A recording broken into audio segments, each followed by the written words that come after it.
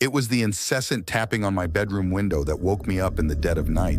But what I saw outside was far more terrifying than any nightmare I could have imagined. As I lay in bed, the rhythmic tapping on my window sliced through the silence of the night like a chilling melody.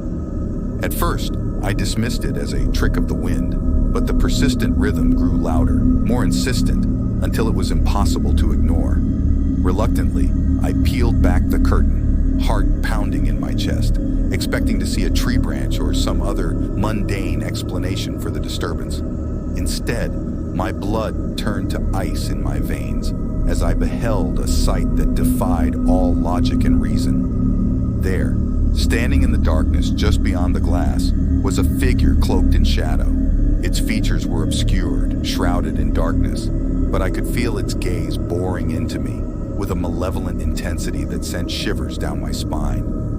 Unable to tear my eyes away, I watched in horror as it raised a hand and pressed it against the window, the glass fogging with its breath. In that moment, a primal instinct screamed at me to run, to flee from whatever unseen terror lurked outside my window. But my body was frozen in place, paralyzed by fear.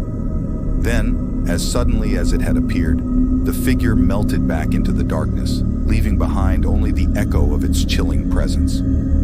I sat there in stunned silence, trembling uncontrollably, haunted by the knowledge that something beyond comprehension had just invaded my world. To this day, I cannot shake the feeling that the tapping will return, that whatever entity lurks in the shadows is still out there, watching and waiting for its next opportunity to strike. And so, I remain trapped in a nightmare of my own making, forever haunted by the memory of that fateful night when the darkness came knocking at my window.